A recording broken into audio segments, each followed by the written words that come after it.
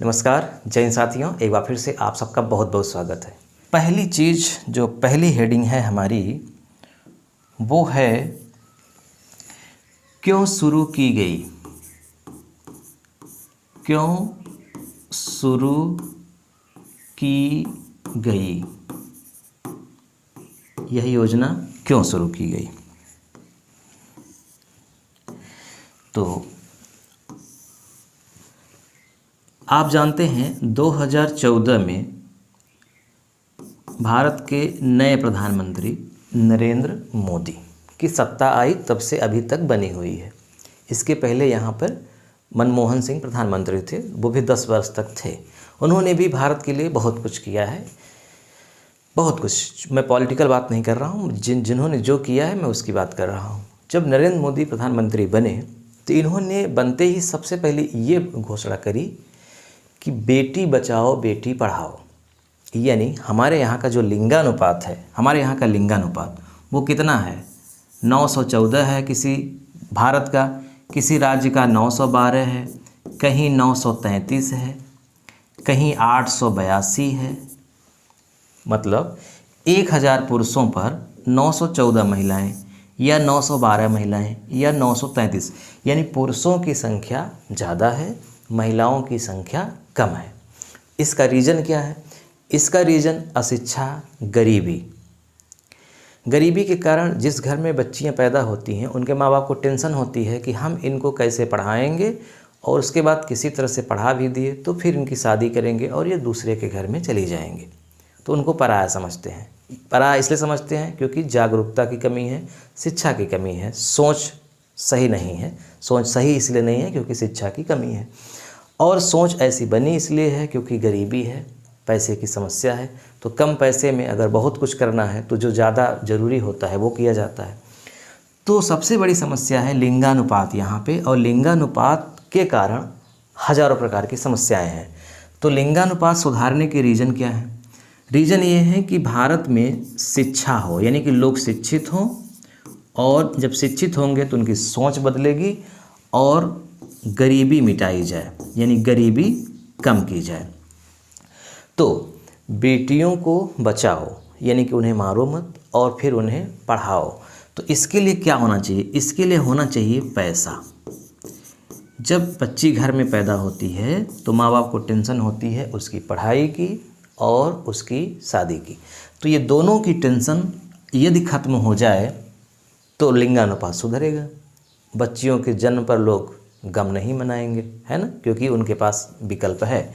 तो इसीलिए बेटी बचाओ बेटी पढ़ाओ का नारा दिया, और अगले ही साल अगस्त के महीने में 15 अगस्त को ये घोषणा कर दी कि हम एक योजना की शुरुआत करेंगे जिसका नाम है SSY, सुकन्या समृद्धि योजना। और ये क्या होगा? इसमें एक खाता खुलेगा जो SSA के नाम से होगा, यानी सुकन्या समृद्धि अकाउंट। ये खाता 2 जगह खुलेगा, यानी कि 2 में एक जगह आप खोल सकते हैं जहां आपको सुविधा पड़े। चाहे आप पोस्ट ऑफिस में खोलें, पोस्ट ऑफिस में, और चाहे आप किसी बैंक में खोलें, जिस बैंक में अलाउ है। आमतौर पे इस समय सभी बैंक में अलाउ है, चाहे सरकारी बैंक हो चाहे प्राइवेट बैंक हो, हर जगह पोस्ट ऑफिस सबसे सूटेबल माना जाता है क्योंकि पोस्ट ऑफिस हर गांव के आसपास होती है, और पोस्टमैन बड़ा सहयोग करता है इसमें। पोस्टमैन खुद खाता खुलवाता है, खुद पासबुक देता है, उसकी जिम्मेदारी होती है, पैसा भी वो जमा करता है। तो पोस्ट ऑफिस और बैंक में खाता खुलवाया जाए और पैसा जमा किया जाए बेटी के नाम पे, एक निश्चित समय तक जमा किया जाए और उस पर खूब ठीक ठाक ब्याज मिले, और लास्ट में जब मैच्योरिटी हो तो इतना पैसा मिले कि उस पैसे से बच्ची की पढ़ाई भी हो जाए और विवाह भी हो जाए, दोनों चीज़ें। तो पैसा मिले और पैसे से बच्ची की पढ़ाई हो और पैसे से बच्ची का विवाह हो जाए। यदि ये दोनों टेंशन दूर हो जाए तो बच्चियों के प्रति जो लोगों की सोच है उसमें बदलाव आएगा। तो ये 2 आधार पे किया गया। इसमें ये किया गया कि जो पेरेंट्स हैं, जो गार्जियन हैं, पेरेंट्स यानी कि माता पिता, मान लीजिए अब गार्जियंस में माता पिता भी हो सकते हैं, यदि माता पिता नहीं है तो दादा दादी, चाचा चाची, मौसा मौसी, यानी जो उसकी देख रेख कर रहा है, जिसके संरक्षण में बच्ची है, उसके गार्जियंस उस बच्ची के नाम पे क्या करेंगे, पैसा जमा करेंगे, पैसा जमा करेंगे। अब पैसा जो जमा करेंगे, यदि वो ऐसे ही नॉर्मल पोस्ट ऑफिस में जमा करेंगे तो वहाँ पे 4% वार्षिक ब्याज मिलता है, 4% वार्षिक। बैंक में जमा करेंगे तो लगभग 3% या 3.5% वार्षिक मिलता है। यानी 1 लाख भी जमा हो गया तो 1 लाख प्लस 4,000, 1 लाख 4,000 ही हुआ। तो ये तो करें ही, ये जो हो रहा है ये हो ही, लेकिन ये जो ब्याज है इसी में जो परंपरागत ब्याज मिलती थी उसी ब्याज को डबल करके उतना ही ब्याज और बढ़ा दिया जाए वार्षिक तौर पे, और ये ब्याज अपनी तरफ से सरकार दे, तो इस तरह से डबल ब्याज हो जाए। डबल ब्याज कितना हो जाए, 8% वार्षिक।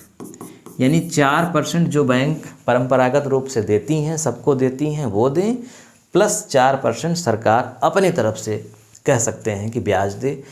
इस तरह से दुगुना मिले।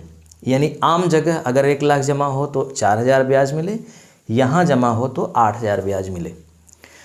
तो आधा ब्याज बैंक, आधा ब्याज सरकार, है ना।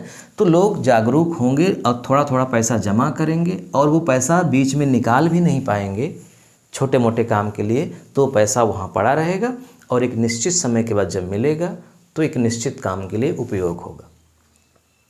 ये एक योजना थी। अब इस योजना की रूपरेखा बनाने के लिए इसमें नियम कानून बनाए गए कि क्या क्या होगा, कैसे होगा। तो वही नियम कानून हम अब आगे पढ़ेंगे, देखेंगे। जैसे सबसे पहले हम इसमें देखते हैं पात्रता। इसमें बहुत सारी बातें आप पहले से जानते थे, यूट्यूब पर आप देख ही चुके हैं, कोई दिक्कत नहीं है। मैंने बताया है कि ये थ्योरिकल पार्ट है, इसी में बीच बीच में ऐसी बहुत सारी बातें आएंगी जो हमने वहाँ नहीं बताई है, लेकिन वो हैं बहुत काम की आपके। पात्रता, इसकी पात्रता ये है कि जो खाता खुलेगा इसमें, वो खाता धारक यानी जिसके नाम खाता खुलेगा वो सिर्फ और सिर्फ कौन होगी, बेटी, मतलब गर्ल्स होगी, महिला होगी, लड़की होगी, गर्ल होगी, बेटी होगी या बहन होगी, मतलब बेटी बहन जो भी, लेकिन वो क्या होगी, एक महिला होगी। यानी यहाँ पुरुष का खाता नहीं खुलेगा, एक बेटी का खाता खुलेगा।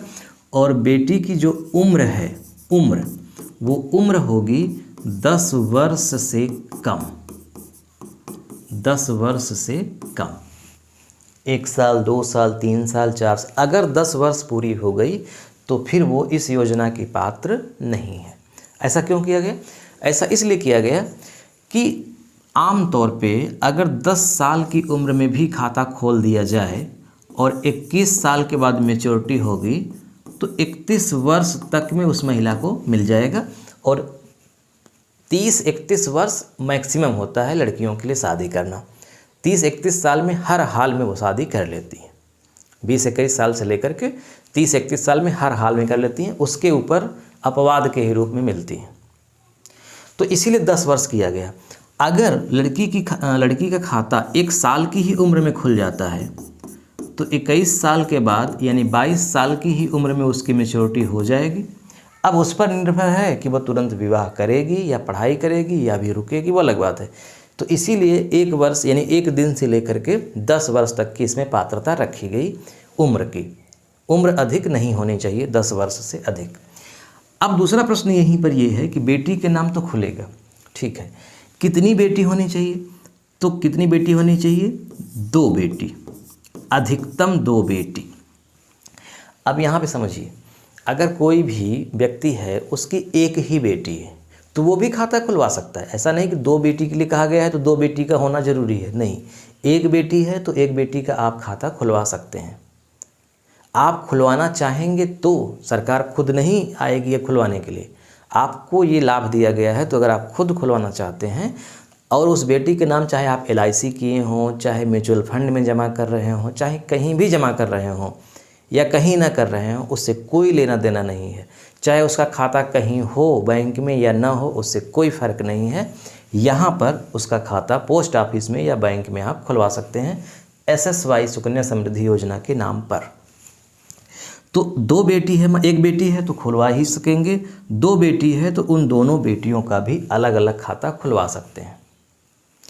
अब यहाँ पे मान लीजिए कि एक व्यक्ति है, अगर एक व्यक्ति है और उसकी 3 बेटी है, 1 2 3, एक की उम्र है मान लीजिए 1 वर्ष, एक की उम्र है 3 वर्ष, एक की उम्र है 6 वर्ष मान लीजिए। तो पात्र तो तीनों हैं भाई, 10 वर्ष से कम उम्र है तीनों की, लेकिन इसमें केवल 2 का ही खाता खुलेगा। अब वो माँ बाप पर डिपेंड करता है कि इन दोनों में से वो किसका खाता खुलवाना चाहेंगे। अगर वो एक का खाता खुलवाना चाहते हैं तो इनमें से किसी एक का खुलवा दें, 2 का खुलवाना चाहते हैं तो इनमें से 3 में से किसी 2 का वो खुलवा सकते हैं। इसमें ऐसा नहीं है कि जो सबसे छोटी है आप उसकी खुलवाइए और इसकी खुलवाइए, कंपलसरी है, नहीं, इन तीनों में से किसी 2 का आप खुलवा सकते हैं। अब यहाँ पर एक प्रश्न ये उठ सकता है कि जो एक बेटी बची है उसके साथ भेदभाव हुआ, बिल्कुल हो सकता है। वो बड़ी होगी तो उसके मन में आ सकता है कि हमारे नाम खाता क्यों नहीं खुलवाया गया। तो अब इतना देखेंगे तो फिर तो किसी की 4 बेटी है तो फिर 4 का खुलवाना चाहिए, 5 है तो 5 का खुलवाना चाहिए। तो ये माँ बाप पर छोड़ा गया है कि वो अपने से सोचें समझें विचार करें और 2 ही बेटी का वो खाता खुलवा सकते हैं अपनी मर्जी से, जिसको वो चाहें। अब यहाँ पर एक प्रश्न दूसरा तैयार हो गया फिर से कि 2 ही बेटी क्यों रखा गया।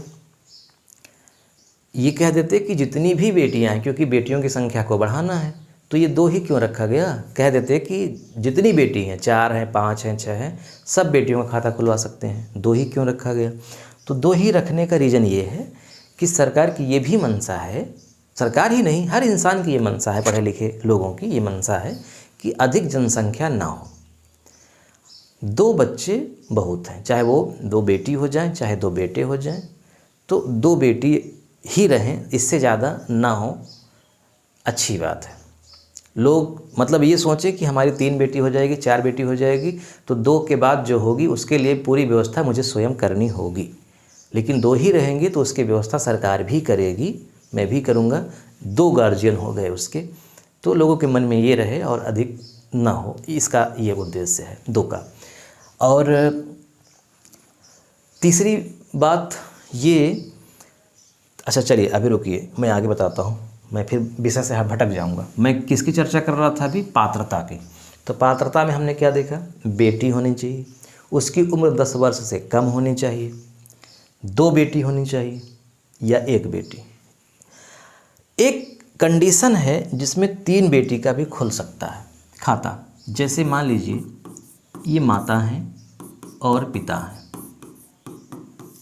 एक कंडीशन में 3 भी खुल सकता है। जैसे पहली बार जब माता जी गर्भवती हुई तो उन्होंने एक बेटी को जन्म दिया, मान लीजिए उसका नाम रखा ए, एक बेटी को जन्म दिया। अब उसके बाद मान लीजिए इसका खाता सुकन्या समृद्धि योजना में खुल गया या नहीं खुला, मान लीजिए खाता इसका खुलवा दिया गया। उसके बाद दूसरी बार जब वो गर्भवती हुई तो उनकी 2 बेटियां एक साथ पैदा हो गई, जुड़वा, एक साथ जुड़वा। जब एक साथ पैदा हो जाएंगी जुड़वा तो मतलब सर्टिफिकेट भी बनेगा ना, प्रमाणित भी तो होगा कि जुड़वा पैदा हुई थी। ऐसे मौखिक तो होगा नहीं कि हम कह दें कि जुड़वा पैदा हुई थी, नहीं, उसका बर्थ सर्टिफिकेट होगा, समय तारीख सब लिखा होगा, तो प्रमाणित होगा ही। तो अगर जुड़वा पैदा हो गई तब माँ बाप चाहें तो इन दोनों का खुलवा सकते हैं अलग अलग, यानी इसका भले खुल गया है कोई दिक्कत नहीं है, इन दोनों का वो खुलवा सकते हैं, उनकी चॉइस है, वो चाहें तो एक का ही खुलवाएं। लेकिन अगर वो कहते हैं जाकर के पोस्ट ऑफिस में प्रमाण दिखाते हैं कि ये दोनों बेटियां जुड़वा पैदा हुई थी, तो इन दोनों का भी खाता अलग अलग खुल जाएगा। इस तरह से एक ही माता पिता की 3 बेटियां होने पर भी तीनों का खाता खुलेगा। शर्त ये है कि दूसरी बार जुड़वा होनी चाहिए। अच्छा, एक बेटी हो गई जुड़वा, एक बेटा हो गया, तो बेटा का तो खुलेगा नहीं। ऐसा नहीं कि जुड़वा हो गया तो बेटे का भी खुल जाएगा, नहीं, बेटे का तो खुलेगा ही नहीं, सिर्फ बेटी की। एक बेटी एक बेटा, तो एक बेटी यहाँ है एक बेटी यहाँ, 2 का खाता खुला है। ये भी बेटी हो गई तो तीनों का खुल गया। अब यहीं पे समझिए दूसरी कंडीशन, मतलब 3 होने का सिर्फ यही एक बात है, यही कंडीशन है यदि मान लीजिए माता पिता हैं और पहली ही बार में जुड़वा बेटियां हो गई, पहली ही बार में जुड़वा हो गई, तो इन दोनों का खाता खुलेगा ही 2 नियम के हिसाब से। फिर ये दूसरी बार जब गर्भवती हुई तो मान लीजिए कि उन्होंने फिर से एक बेटी को जन्म दे दिया, तो यहाँ पे 3 बेटी हो गई। तो अब चूंकि इन दोनों का खाता पहले ही खुल चुका है तो इसका खाता अब नहीं खुलेगा। वो ये नहीं कह सकती कि एक बार जुड़वा हुई थी तो इसलिए दोनों का खुलेगा और इसका भी नहीं। दूसरी बार जुड़वा होने पे दोनों को खुलेगा। पहली ही बार अगर जुड़वा हो गई तो उन दोनों का आप खुलवा सकते हैं, तीसरी वाली का आप नहीं खुलवा सकते। भाई अगर यहाँ भी जुड़वा हो गई तब तो कोई भी तब तो संभावना ही नहीं है। एक हुई है तब भी संभावना नहीं है, क्योंकि पहले आपने ऑलरेडी आपकी 2 बेटियां थी, दोनों का खुलवा लिया था, तो इसकी क्या ज़रूरत थी। क्लियर। हाँ, आप अगर ये दोनों का खाता नहीं खुलवाए हैं, ये हो गई, तो आपकी चॉइस है कि इन तीनों में आप किसका खुलवाना चाहते हैं, इसका, इसका या इसका। फिर आपके ऊपर चॉइस है। लेकिन आप पहले ही खुलवा चुके हैं तो फिर आप इसका नहीं खुलवा सकते। तो आप समझ गए बात।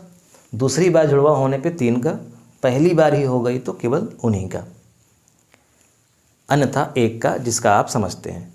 तो मुझे लगता है कि अब पात्रता में सारी चीज़ें आ गई, समझ गए। अब एक उदाहरण के रूप में देख लीजिए। जैसे बेटी पैदा हुई 1 जनवरी 2015 को, मतलब बर्थ सर्टिफिकेट, इसका जो DOB है, डेट ऑफ बर्थ है 1 जनवरी 2015। तो ये कब तक इसका खाता खुलेगा, खाता खुल सकता है? तो इसका खाता खुल सकता है 29 दिसंबर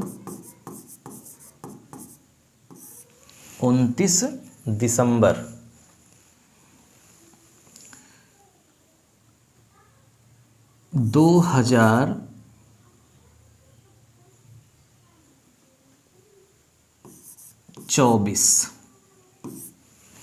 क्योंकि अगले ही दिन, नहीं 29 दिसंबर तो 31 का होता है ना। हाँ, दिसंबर 31 का होता है। तो दिसंबर जब 31 का होगा तो 29 क्यों करेंगे? 31 दिसंबर को तो 10 वर्ष की हो जाएगी, क्योंकि 1 जनवरी 2015 को जन्म हुआ था, तो 31 दिसंबर 2024 को 10 साल की हो जाएगी। तो 31 या 30, 31 को 10 साल की हो जाएगी। ठीक। देखिए 10 वर्ष की हो गई कि नहीं। मैं यहाँ पे घटा के चेक कर लेता हूँ। 2024 दिसंबर का मतलब 12वां महीना और तारीख है 31। फिर ये पैदा हुई थी 2015 में, तारीख थी 1 जनवरी और जनवरी 1। 31 में 1 गया 30, 12 में 1 गया 11, 14 में 5 गया 9, 9 वर्ष 11 महीना 30 दिन। 30 दिन में आमतौर पे 1 साल हो ही जाता है, लेकिन 31 का महीना होता है ये, है ना। तो एक और जोड़ना पड़ेगा, यानी कि 10 वर्ष, यानी यहाँ तक अलाउ है। 9 वर्ष 11 महीना 30 दिन, यानी कि 9 वर्ष यहाँ, 1 दिन अभी कम है यहाँ पे, 10 वर्ष। तो आमतौर पे ये मोटा मोटा क्या हो गया, 10 वर्ष। भाई 11 महीना और 30 दिन मतलब 1 महीना और, तो 12 महीना हो गया, और 9 साल इधर, तो 9 1 10 साल हो गया। तो यहाँ तक। अगर 1 जनवरी आ गई, फिर से 1 जनवरी 2025 आ गया, तब तो वो 10 साल और 1 दिन की हो गई, तब नहीं खुलेगा। तो 1 दिन भी ज़्यादा नहीं होना चाहिए। इसके पहले कभी भी खुल सकता है। 28 दिसंबर, 25 दिसंबर 2023, 22, 21, 20, 19, 18, 17, 16 और 15 में तो कभी भी 1 जनवरी के बाद। अब क्लियर हो गया, पात्रता आपको समझ में आ गई। अब आते हैं अपने दूसरी टॉपिक पर कि कहाँ खाता खुलवाएंगे, कहाँ खुलवाएंगे। तो 2 ऑप्शन हम बता ही दिए, एक पोस्ट ऑफिस और एक बैंक। अगर आप पोस्ट ऑफिस में जाते हैं खुलवाने, तो आपको कहना पड़ेगा कि मुझे सुकन्या समृद्धि योजना का फॉर्म दे दीजिए, मुझे खाता खुलवाना है। तो वो सुकन्या समृद्धि योजना का फार्म देंगे। मैं सब आगे वीडियो आपको दिखाऊंगा, कैसा फार्म होता है, कैसा पासबुक होता है, सब दिखाऊंगा। पोस्ट ऑफिस में आपको दे देंगे, फार्म दे देंगे। वहाँ पे एक एजेंट होते हैं, सरकारी एजेंट ही होते हैं वहाँ पे, पोस्टमैन आमतौर पे होते हैं, वो सारा काम आपका करवाएंगे।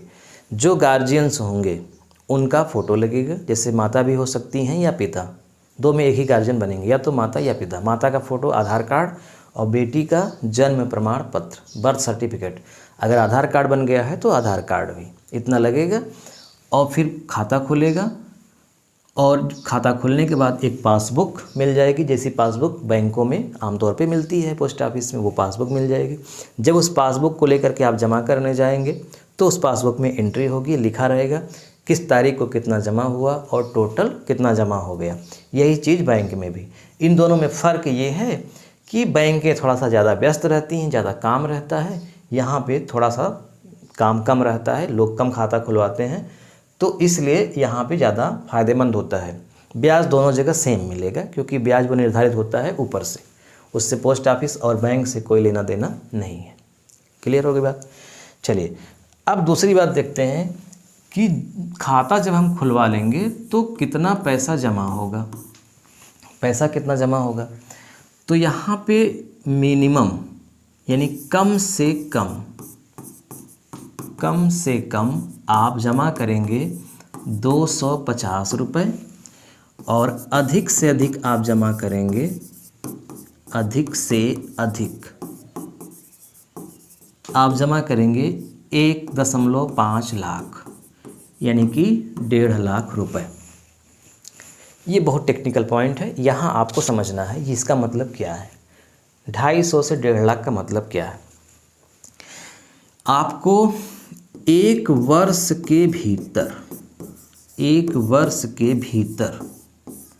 जिस दिन आपका खाता खुलेगा, मान लीजिए आपका खाता खुल गया 1 जनवरी 2026 को, खाता खुला 1 जनवरी 2026 को, तो अब 31 दिसंबर 2026 को 1 साल हो जाएगा।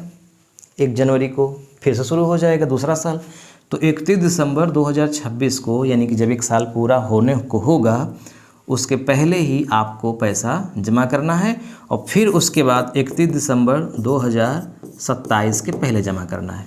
तो एक बार तो आपने यहाँ जमा किया है, मान लीजिए आपने जमा किया है 250 रुपये। अब आपको 27 के पहले, यानी कि 31 दिसंबर तक में 27 के पहले फिर से आपको जमा करना होगा पैसा। आप मान लीजिए जब आप खाता खुलवाए तो आपने खाता खुलवाया 250 रुपये से, खाता जीरो में खुलता है, खाते का पैसा नहीं लगता। 250 रुपये जो आप देंगे वो उसमें जमा कर दिया जाएगा खाते में। 250 रुपये में आपने खाता खुलवा दिया, 250 रुपये उसमें जमा हो गया। अब आप चाहते हैं कि मैं अगले ही दिन जा कर के कुछ पैसा और जमा कर दूं, तो आप जमा कर सकते हैं। ये 250 के ही गुणज में जमा होगा, 250 के गुणज में, 1 या 2 या 3 या 4। इसका मतलब 250 के ऊपर जब जमा करेंगे तो 500 जमा होगा, या फिर 750, या फिर 1000, या फिर 1250। यानी कि जो संख्या 250 से विभाजित हो जाएगी उस संख्या में जमा करना है। 1000, 5000, 1 लाख, 1.5 लाख, है ना, ऐसे जमा करना। मतलब आप 240 रुपये नहीं जमा कर सकते, 330 रुपये नहीं जमा कर सकते, 150 रुपये नहीं जमा कर सकते। 250 या फिर 250 के गुणज में जो जमा करना है वो कर सकते हैं। कोई बाध्यता नहीं है कि आपने खाता खुलवाया था 250 रुपये से तो अब 250 रुपये ही जमा होगा, नहीं, आपकी मर्जी। आप चाहें तो 1 लाख जमा कर दें, आप चाहें तो 1,30,000 जमा कर दें, उससे क्या मतलब। जो आपकी क्षमता है वो आप जमा कर सकते हैं। आप महीने में भी जाके जमा कर सकते हैं, आप 15 दिन में भी, 10 दिन में भी, जब आपके पास समय हो, पैसा हो, तब आप जा कर के जमा करें। कोई इसमें बाध्यता नहीं रहती। जैसे LIC में क्या होता है कि जब आप खाता खुलवाते हैं वहाँ पे, तो एक निश्चित हो जाती है प्रीमियम कि आपको 2000 महीना जमा करना होगा, तो एक तारीख बता दी जाती है, उस तारीख तक में आपको उतना पैसा जमा करना होता है, उससे ज़्यादा नहीं कर सकते, ना ही उससे कम। यहाँ ऐसा नहीं है, यहाँ कोई राशि फिक्स नहीं है। यहाँ कहा गया है कि 250 से लेकर के 1.5 लाख के बीच में जो आपकी क्षमता है वो आप जमा कर सकते हैं, चाहे आप एक बार ही जमा करें, चाहे आप कई बार जमा करें। अगर कई बार भी करते हैं तो भी 1.5 लाख से ज़्यादा नहीं होना चाहिए, एक बार करते हैं तो भी। जैसे एक वर्ष के भीतर यानी कि 365 दिन के भीतर आपने एक बार जमा कर दिया 50,000 रुपये, जनवरी में मान लीजिए 50,000 जमा कर दिया। मैं जनवरी का नाम ले रहा हूँ इसलिए कि जनवरी में आपका खाता खोला गया, वरना आप मार्च में खाता खुलवाएंगे तो मार्च से जोड़ा जाएगा, जब आप खाता खुलवाएंगे तब से जोड़ा जाएगा। तो 50,000 जमा हो गया जनवरी में मान लीजिए, फिर मार्च अप्रैल मई में फिर आपने जो है 50,000 जमा कर दिया अप्रैल में, फिर मान लीजिए दिसंबर में आपने फिर 50,000 जमा कर दिया, तो कितना हो गया ये 1.5 लाख रुपए हो गया। कोई दिक्कत नहीं। आप चाहते तो ये 1.5 लाख रुपए 365 दिन में भीतर कभी भी जमा कर सकते थे। अब मान लीजिए कि दिसंबर में ही आपका 1.5 लाख का कोटा पूरा हो गया और आप चाहते हैं कि मैं 10,000 रुपये और जमा कर दूं, तो जमा कर सकते हैं, समस्या नहीं है, जमा कर दीजिए। लेकिन वो जो 10,000 रुपये एक्स्ट्रा जमा हुआ है 1.5 लाख के बाद, उस पर जो सुकन्या समृद्धि योजना वाला इंटरेस्ट है, ब्याज है 8%, 8.5%, 9% जो भी रहता है, जैसे इस समय 9.2% है,